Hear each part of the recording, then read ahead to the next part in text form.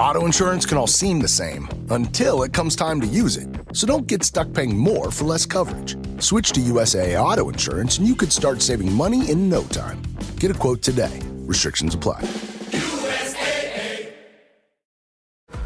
This episode is brought to you by 20th Century Studios' The Amateur. When his wife is murdered, Charlie Heller, the CIA's most brilliant computer analyst, must trek across the globe and use his only weapon, his intelligence, to hunt down her killers and enact revenge. Starring Academy Award winner Rami Malek and Academy Award nominee Lawrence Fishburne. The Amateur. Rated PG-13. Only in theaters April 11th.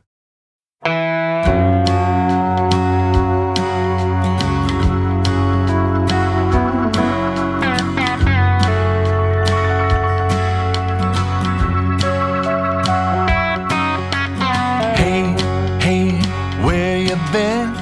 Buckeye Talk is about to begin. Hey, come on in.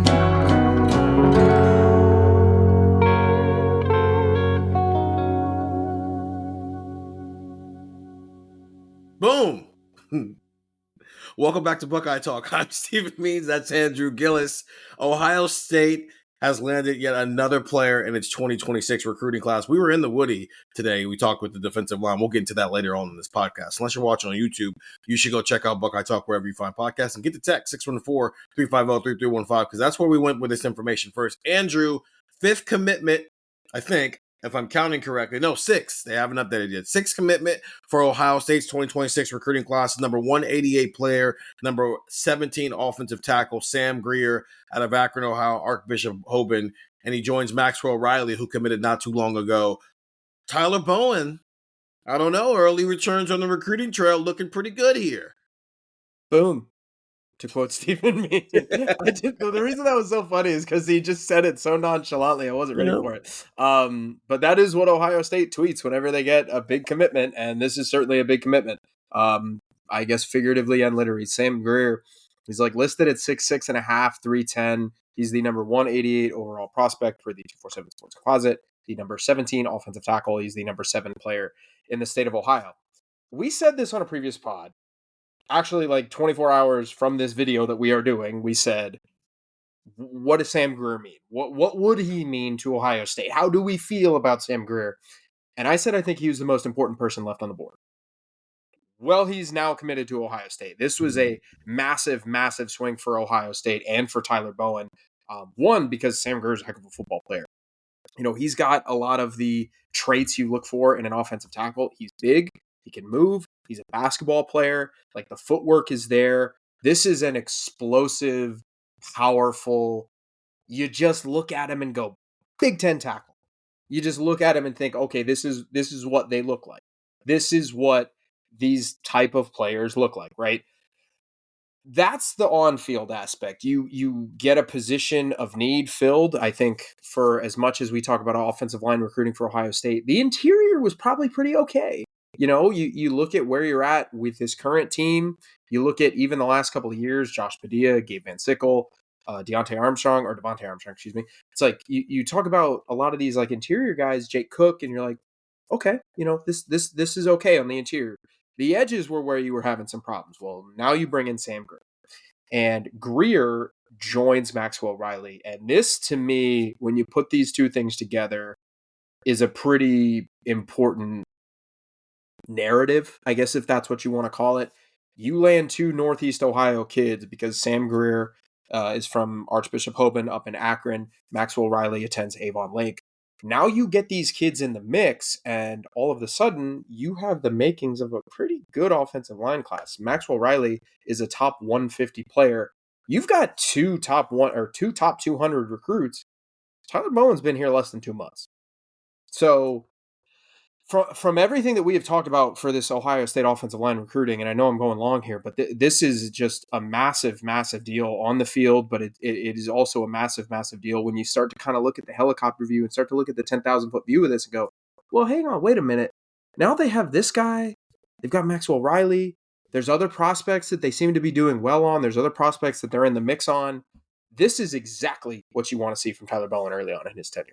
I'm going to play some devil's advocate here because I think this is a pretty big deal. He's the best two offensive linemen in the state of Ohio, and this is a guy 6'6.5", he's a legitimate tackle, and he's been in the building twice in the past 10 days, and so we got a chance to see him next to Tyler Bowen, who, as Andrew has described, is a mountain of a human being. Sam Greer is also a mountain of a human being. He somehow makes Tyler Bowen look small. I don't know how he does it, but he does it. But you got a true tackle and you lock down a guy in your backyard. The positive news is you've got these two guys locked in before April hit. And so now you can go out big fishing.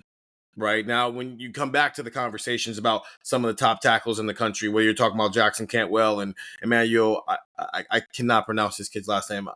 Ianhacho. Okay. Oh, look at me. First chance, man. I'm every so often. Felix Ojo, some of these guys. And maybe you learn them, maybe you don't. But the point of the matter is when you get Maxwell Riley and you get Sam Greer locked down before March is over, it gives you a lot of room between now and signing day to go out big fishing with some guys. You're going to need a lot of your attention. And not saying that you're going to neglect Sam Greer and Maxwell Riley in the process, but maybe they're like Josh Myers was in 2017, where it's like, Coach, I'm committed. Leave me alone. Go talk to Wyatt Davis. And they got him Wyatt Davis at the end of the day. So that's the positive here.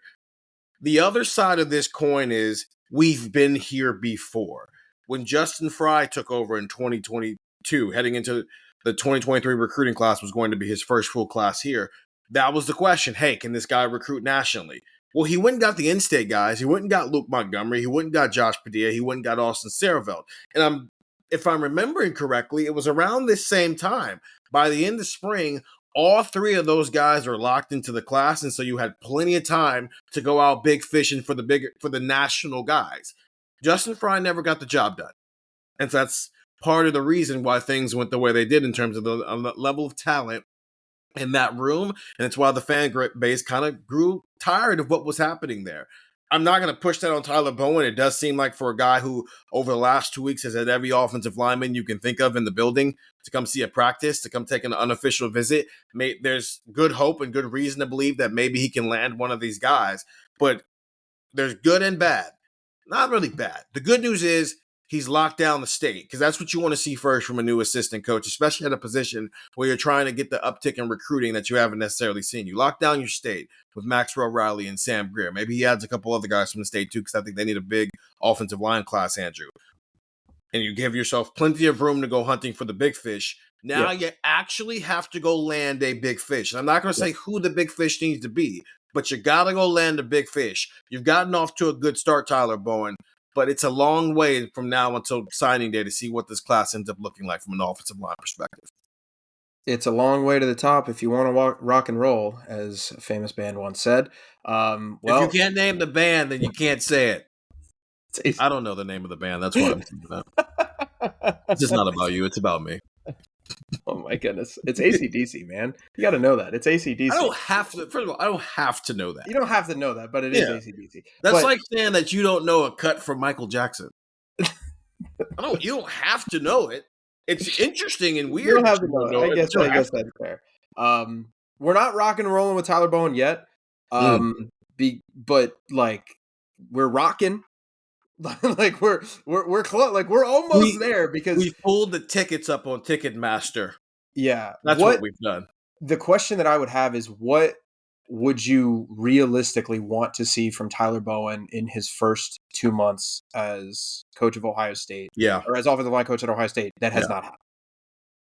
Yeah, A plus right now for Tyler Bowen, and I think you are right.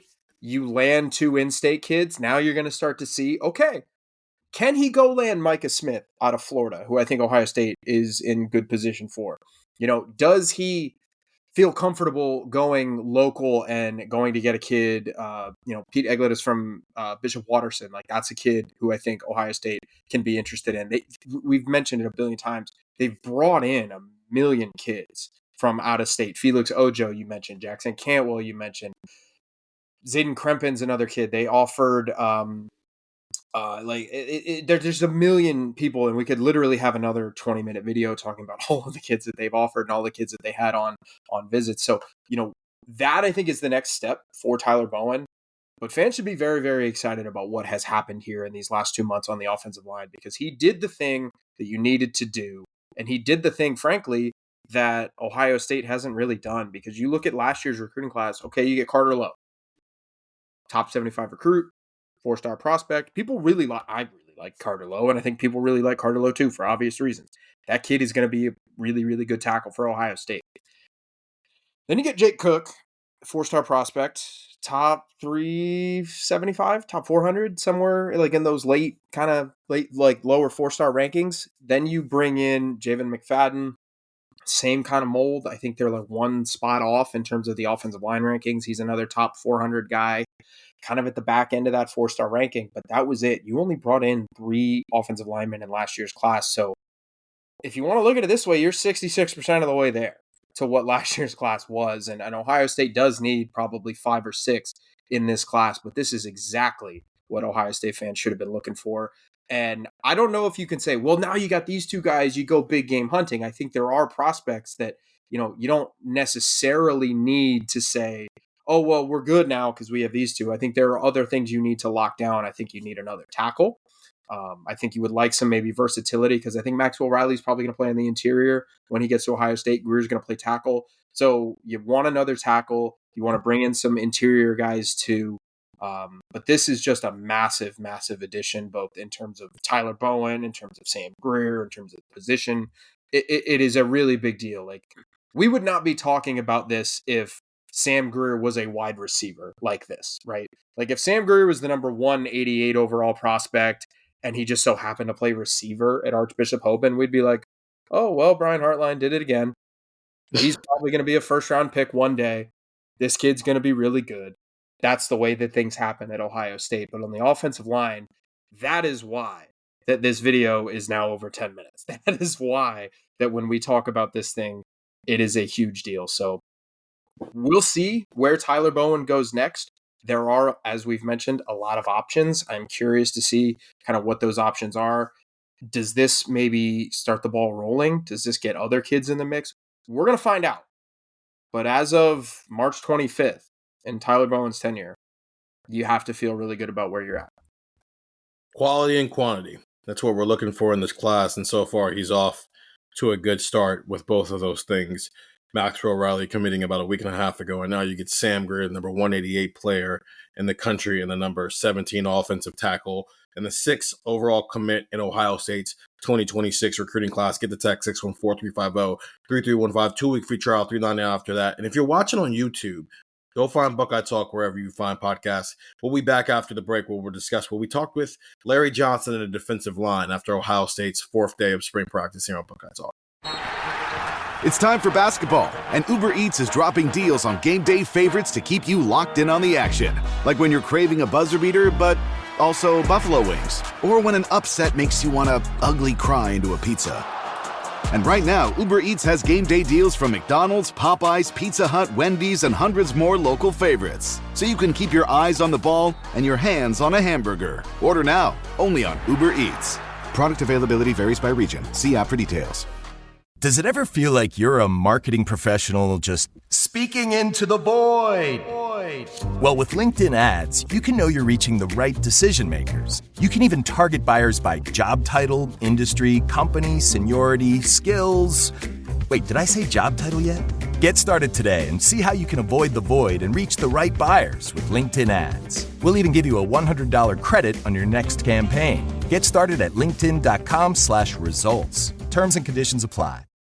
Today at T-Mobile, I'm joined by a special co-anchor. What up, everybody? It's your boy, Big Snoop Deal Double G. Snoop, where can people go to find great deals? Head to T-Mobile.com and get 4 iPhone 16s with Apple Intelligence on us, plus 4 lines for $25. That's quite a deal, Snoop. And when you switch to T-Mobile, you can save versus the other big guys' comparable plans plus streaming. Respect. We up out of here.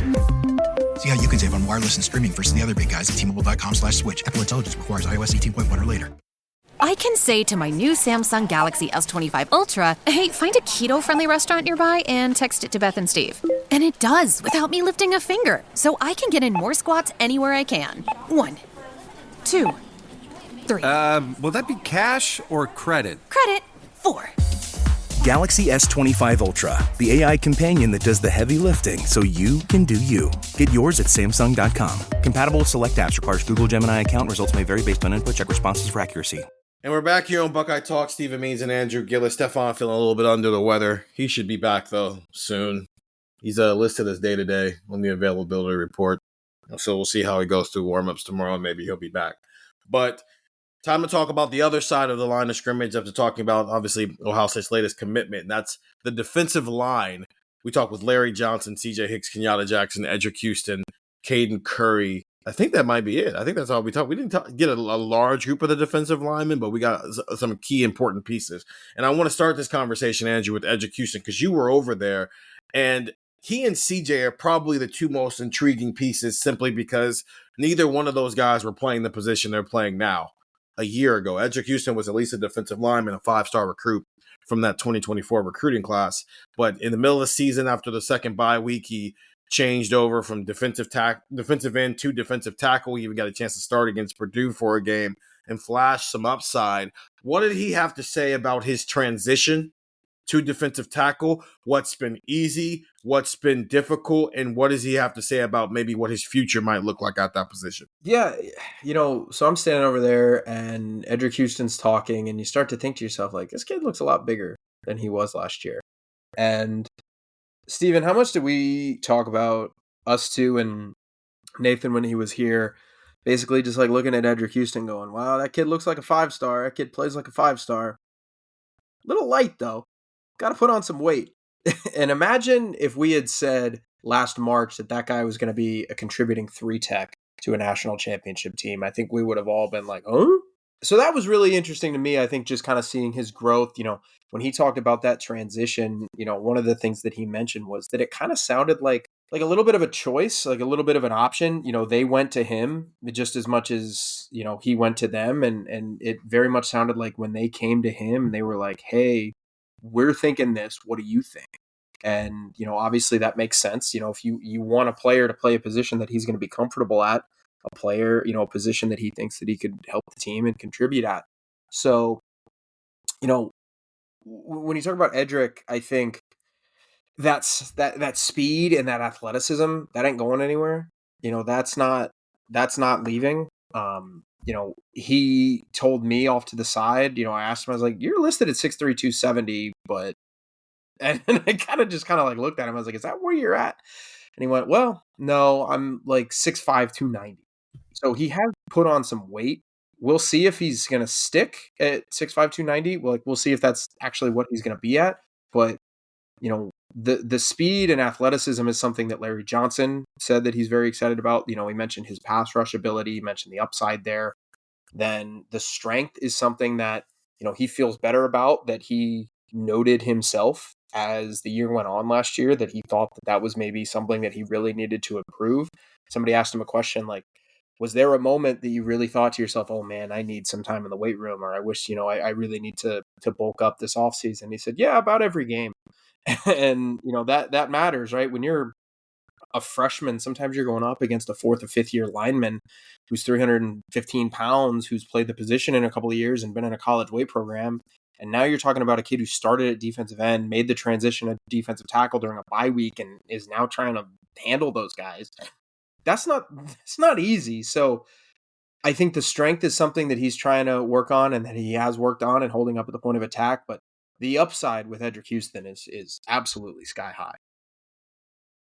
I think the overall depth at defensive tackle is in an interesting spot. I think we know the starters, right? It's probably going to be Edric Houston and Caden McDonald, who we didn't get a chance to talk to today, though he was out there working. Speaking of guys who weren't out there, Joshua Mickens, a defensive end going into his 3rd year, was not out there. I think I saw him in crutches, but he hasn't been a participant even when we were watching the first 2 practices this year.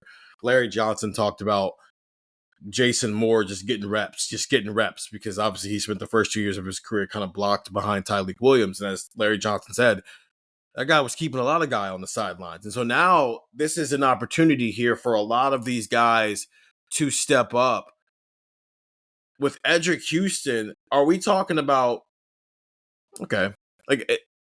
how big of a drop-off is it potentially in terms of production are you expecting from what you had with Tyleek and Ty and Mike Hall over the last few years here. Now you have Edric Houston. Is this a guy who can pick right up where those guys left off, or is this a situation where, hey, the Texas game, don't be surprised if it's not immediate takeoff for a guy who, again, former 5-star recruit who did flash his potential at times, even if he changed positions? I think it should not surprise anybody if he's Ohio State's best defensive lineman this season. I don't think that's irresponsible to say at this point. I'm not going to make the Tyleik Williams comparison or the Tyleik Williams the Tyleik Williams comp or the Tyleik Williams ceiling just yet. I think maybe eventually with Edric Houston we're going to get there. Tyleik Williams also might be like a top 15 pick, so like I'm not going to say, oh, right out of the gate he's going to be Tyleik Williams. I think that is unfair to Edric Houston. While long term, I don't think that's unfair. While long term, I think we could be talking about an incredibly disruptive interior player, which, I mean, just wreaks havoc on offensive coaches and their game plans and what they want to do. That is a really valuable chess piece. So I'm not going to say there's not going to be a drop off immediately. You know, when you talk about what you had in the 3-tech last year with Tyleik and what you might have in the 3-tech with Edric Houston, because again, he hasn't even played a full season of 3-tech. But I don't think it's irresponsible to say maybe by the end of the season, maybe even by midway point of the year, like when you play that Penn State game, like I don't think it's irresponsible to say he's going to be, you know, one of the better defensive linemen in the Big Ten and thus one of the better defensive linemen in college football. I'm going to stop short of saying he's going to be Tyleik Williams to start. I'm just not going to go there because I think Tyleik Williams is probably Ohio State's best NFL draft prospect right now. I think Tyleik Williams should be a top 20 pick. I think Tyleik Williams probably deserves to go in that range. So if that's what we're talking about with Tyleik, I mean, are we expecting Edric to be a top 20 player from the get-go? I'm not. But I think maybe by the end of the season, we absolutely could be there. Why not? Well, I think so the thing with Tyleik is Tyleik was so dominant for 2 years, and Tyleik had played a lot of football and had really been through a lot, and he had played a lot of places on the defensive line. Like he had played that nose tackle position with Mike Hall in 2023. And I mean, think about how Jim Knowles talked about him, where it's like this guy, he was basically just like waving his hands going, guys. That sounded a little bit like Mel Kiper. It's like guys, like Tyleik Williams should not be doing this. This is not normal for a nose tackle to be making these plays in the backfield. This is not normal for a player to be doing this. And I just think I value, maybe I'm wrong. Maybe I'm valuing veteran experience and snaps too much. But one of the things that I should probably do is look up maybe Tyleik's snaps included before last year and then including last year and look up Edric's snaps. Like you just learn a lot by playing a lot of football. And I think Tyleik had just experiences that I would like to see Edric Houston go through. I think the physical ability you could argue with Edric Houston might be higher, but Tyleik Williams had just been there, done that. And that matters a lot to me. And that matters a lot as you talk about, you know, what a player can be. So, you know, I think that's probably the reason why. Just that experience, I think, mattered so much for Tyleik. Yeah, but Edric Houston's a 5-star recruit, and 5-star recruits in year 2 should take off.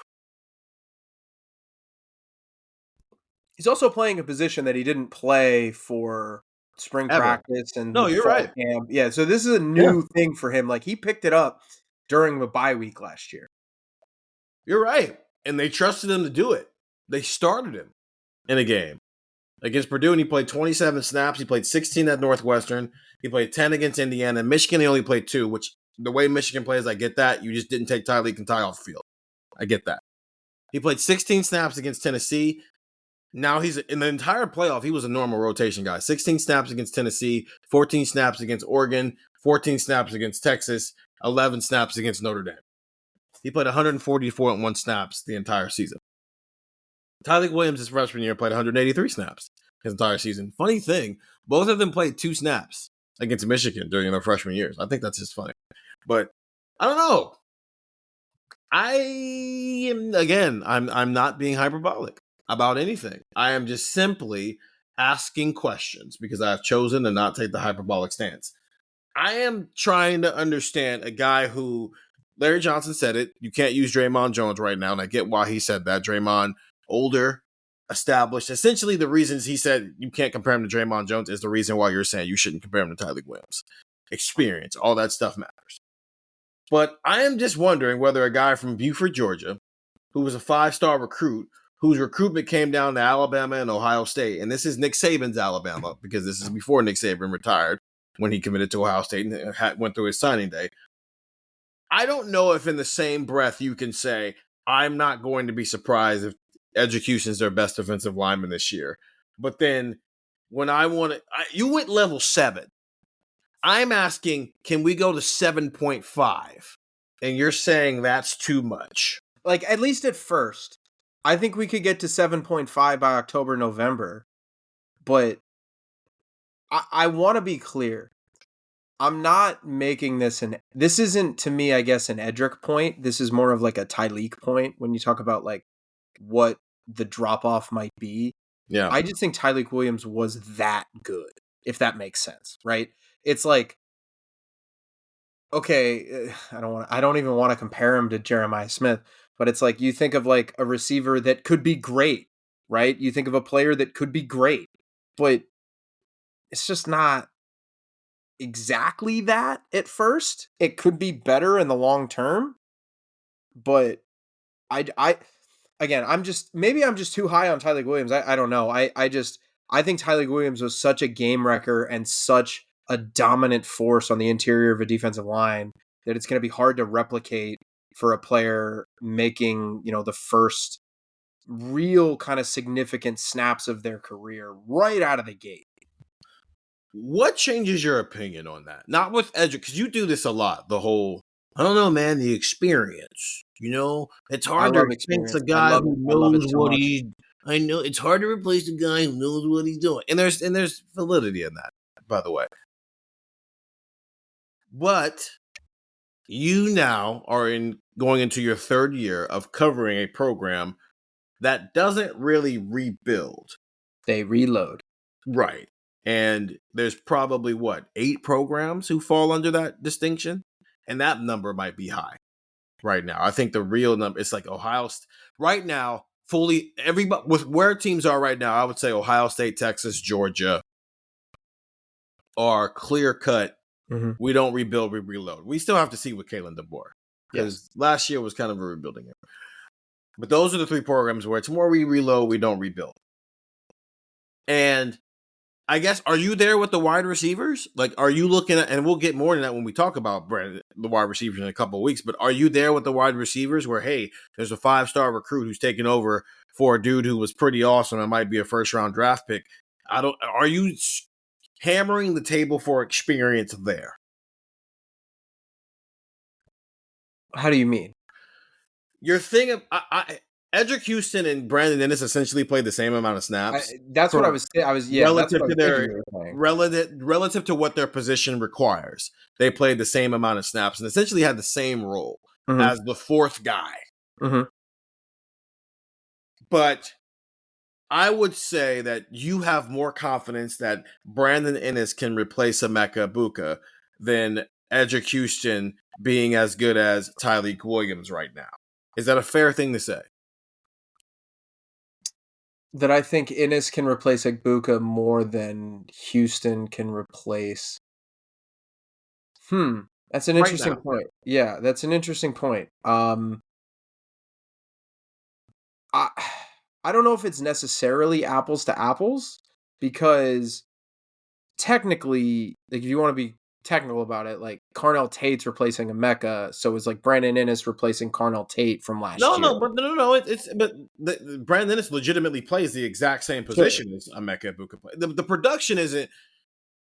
Production aside, level of play, because counting stats, those can be whatever they are. Joey Bosa had like 5 sacks his last year here, but would anybody say that he had a bad year? No, he just got triple teamed the entire season.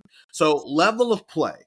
Do you think the slot receiver level of play will be as good as the slot level of play last year, even though the guy taking over has far less experience than the guy who's leaving. I think it can be. I think so. Okay. I think it could be. Yeah, I think it can be. The reason I'm saying this is I see the point you're getting at. Right. You have more confidence in that wide receiver because it's banked into what your experiences are with wide receiver. I get that. I 100% get that. Which is why it would have been funny watching you. I don't know. They're losing Nick Bosa. Chase Young doesn't have as much experience as Nick Bosa. I don't know yet. And then Chase Young. That's my point here is I think there is an opportunity for Edric Houston for this to be more in line with the way we view the wide receivers than it is other positions where it's less about like, oh, this guy hasn't played as much football. Well, because he couldn't, because the guy was in front of him. The guy's not in front of him anymore. So whatever he was doing, I think Edric Houston had a very quality 141 snaps last year. Mm-hmm. He's now going to be asked to play 350 snaps.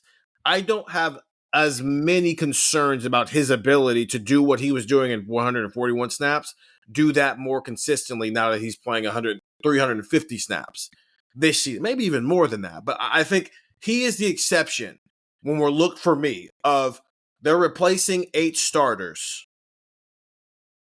That's a lot. Who can negate that? I think Edric Houston's on the list of people who can negate that because yes, they're replacing a long-term starter, but they're replacing it with a guy who, in my opinion, might be just as talented. So it's the epitome of we reload, we don't rebuild. While there are some spots on this defense, I think it is more of a rebuild. If that's fair. Mm-hmm. Okay. That's all I'd say about it. I'm high on Edric Houston. I think he's going. Oh yeah, and I am too. Like I want to be clear. Right. Like I think Edric Houston can be really, really, really, really, really good. He was. If we did a list of guys that are going to make me not miss the guy who just left. Oh, he's up there. I think that's I picked a weird way to get there, but that's essentially what I'm saying. I don't think Ohio State's going to miss Tyler Williams, and it's because I think Edric Houston might be very, very good. Moving into the other 5-star who changed positions, CJ Hicks. I think the biggest newsy thing that came out of the day were things that I'd kind of been hinting at for a while now, but he has said them publicly. This was always going to happen. He was always going to be transitioning into more of this outside linebacker, defensive and hybrid role, which would have been the Jack under Jim Knowles. CJ mentioned the fact that they had already been talking him, Ryan Day, and Jim Knowles about the idea of maybe they would bring in another coach who would be specifically for that position. Maybe it would just be Jim Knowles specifically over that position. But this was going to be a part of the defense going forward because, again, you're losing 4 defensive linemen in the process. And then Jim Knowles left for Penn State, and they brought in Matt Patricia, who might just be the best possible thing for CJ. I think those two, Andrew, are a match made in heaven in terms of what CJ Hicks's skill set is and what Matt Patricia has essentially specialized in terms of defensive schemes because of all those years he spent in New England, where people who fit CJ Hicks's skill set were typically some of the stars of those New England defenses. And that's not saying CJ Hicks is going to be a star, but I do think there is a chance for CJ Hicks to be very effective because he has a defensive coordinator who essentially speaks the language of a player like him. Let me answer your commentary with a question. Ohio State Student Appreciation Practice is April 5th. Where does CJ Hicks rank on players you're most intrigued to see go in pads up against other players on the roster? He might be number 1. I like it because you're right, and I think he might be because I think there's an easy question, and I'm not going to begrudge any one of our texters 614-350-3315 who say it's Jeremiah Smith. Go watch the greatest receiver that you've ever seen catch the football. But that's what do we need to see from Jeremiah Smith? Like, I'm sorry, and I'm not trying to poo-poo Jeremiah Smith, believe me. It's just like, all right, man, he's the best receiver in college football. I'm more interested to see Devin Sanchez than I am Jeremiah Smith, and preferably it would be Devin Sanchez against Jeremiah Smith, right? I'm more interested to see Aaron Scott against Jeremiah Smith because I want to see what those guys can do. CJ Hicks, man, like, he is someone that I am just endlessly fascinated by. I said today, we were sitting kind of waiting for availabilities to start. And I said to one of the other writers and, a couple other people around, I was like, I'm not going to go full bore with CJ Hicks. I'm not going to get on the hype train like I did, because I did last year. Oh, yeah. It just, fool me once, fool me twice. I get it. I'm not going to jump in on it and say All-American ceiling and this, that, and the. I'm not going to do that again, because I already got burned by touching that stove. But I think the upside here is really, really high. And even if that is just, hey, man, he's a situational pass rusher, I think he can be a pretty damn good situational pass rusher. And like, even if that's the way you want to use him, I think this works, because for lack of a better phrase, he was blocked the last couple of years. You had Jack Sawyer and JT Tuimoloau, and you're not taking those guys off the field on 3rd and 9, right? Like, why would you do that? I understand there are moments where Ohio State's beating the snot out of some team where you could say, hey, CJ, go play defensive end for a series, right? It's 45-0 against Purdue. You're beating up Western Michigan. There are moments, but I think in quality, big time, game-changing moments, you weren't taking those guys off the field. And I'm really curious to see how they use CJ Hicks, because this is a defensive coordinator's dream, right? You want to have a versatile chess piece like this. What was the kid's name at Clemson a couple years ago? Was it Isaiah Simmons? Was that his name? Yeah. Defensive coordinators, at least the smart ones, love players like this, where you can move them around and they are basically a cheat code to whatever situation you want to put them in, if you're smart enough to put them in those positions.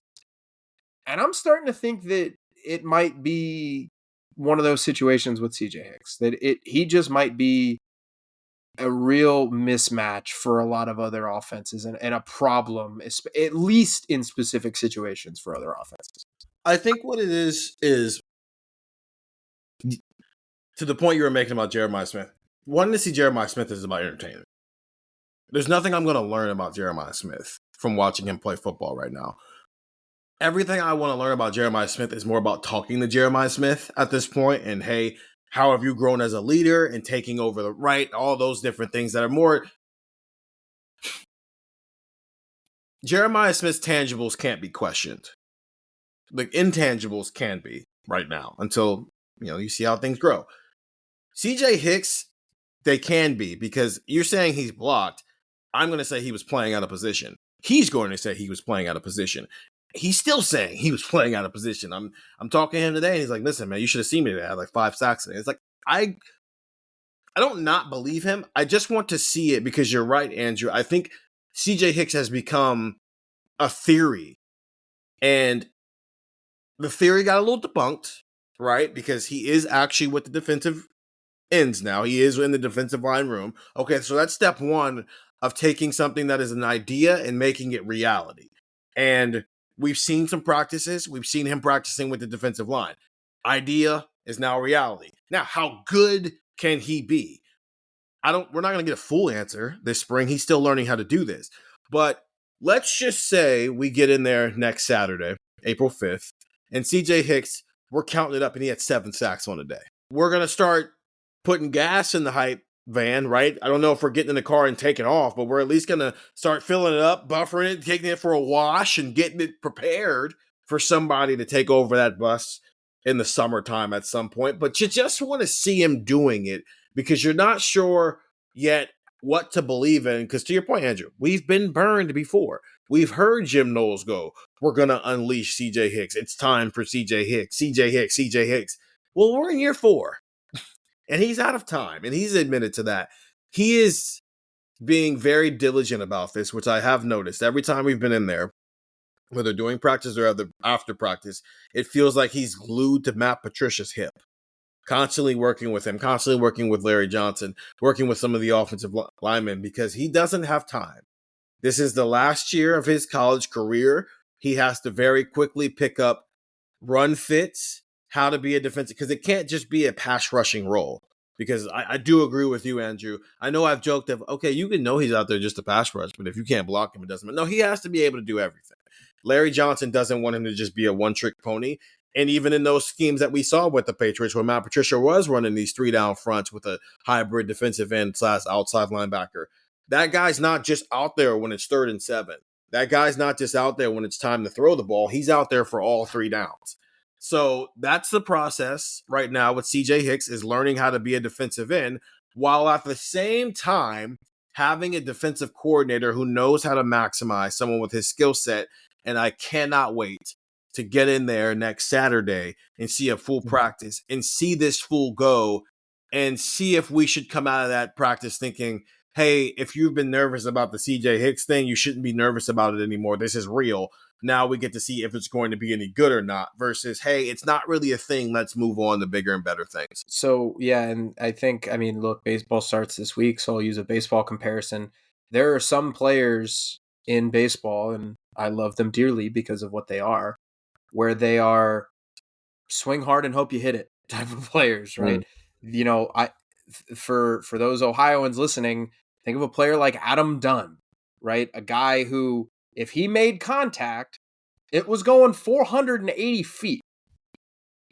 And if he didn't make contact, he was going to strike out. And I guess I feel better about, maybe this is a backwards way of thinking about it, and maybe you think I'm wrong. I don't think it's crazy to say I feel better about CJ Hicks's floor after spring than his ceiling, because I think what we've maybe heard and seen is, hey, even if he's just a situational pass rusher, hey, even if you're only playing him on obvious pass situations, even if blah, blah, blah, blah, blah, I still think you might get something out of him, right? You know, see, what if CJ Hicks is just a player who is higher ceiling Mitchell Melton, and he comes in on 3rd down, he plays 20 snaps a game, 15 snaps a game, and he also has 10 sacks in a season? Like, would that stun you if he is just one of those types of players where he's a situational pass rusher, but he's pretty dang good at it? Like, to me, that, like, even if you get that out of him, that to me is maybe that, like, that home run mentality where it's like, you know what? He's not going to hit for line drives. He's not going to hit gap shots. He's not going to, you know, have the highest on base percentage on the team. But man, when he's out there, fireworks might happen. Will Campbell said something in an interview, and it's been a viral clip for a while, and he was talking about how it's the difficult thing about being an offensive tackle is if a defensive end has 1 sack a game, he's a first-round draft pick. Just 1 sack. He could be terrible for the other 50 snaps he's on the field, but if he has 1 sack a game, he's probably going to be a first-round draft pick. If an offensive tackle has 49 great snaps and gives up 1 sack a game, everyone's like, what the heck is wrong with this guy? He's not very good. So that's essentially what you're presenting here is, what if CJ Hicks just had 1 quality rep a game that ends in a sack? Well, that's 12 sacks. Exactly. And, you know, it doesn't mean he plays 65 snaps a game. It doesn't mean he's on the field the entire game. But, like, if he comes in and it's – I think even if you don't get fully formed CJ Hicks, I still wonder if, like, he can just be really elite in one thing. And that will be an ongoing conversation, the elite part of it. I think the floor for me is he has a role. And it's felt like he's had an idea of a role for 3 years. And now there's clarity here. At worst, he is a rotating defensive end as a backup behind Caden Curry and Kenyatta Jackson. At best, I don't know. I think the sky is still there's no limit for what CJ Hicks could be. But at least for now, what I wanted the spring to be about for him was, does he have a role, yes or no? Yes, he is going to have a role. Okay, next Saturday, we can start to get glimpses of how good he may or may not be at that role, and we'll be in there a week from now, but we'll also be in there tomorrow when it's Pro Day. We did a video on Pro Day, so go check that out on our YouTube page. Just type in Buckeye Talk in the search channel. We'll pop up. You'll see our pretty faces. Get the text 614-350-3315, 2-week free trial, $3.99 after that. Today, as you're listening to this, we're back in the Woody. It's Pro Day, which means Will Howard, which means Jack Sawyer, Emeka Ibuka, Donovan Jackson, JT Tuimoloau, Denzel Burke, Jordan Hancock, Lathan Ransom, on down the list there. All those guys back in the building for essentially their last event as a Buckeye, right? After this, they're NFL players, and they'll continue their push towards getting drafted in mid-April. So get the text 614-350-3315, 2-week free trial, $3.99 after that. Stefan should be back with us hopefully tomorrow as well. For Andrew Gillis, I'm Stephen Means. That was Buckeye Talk.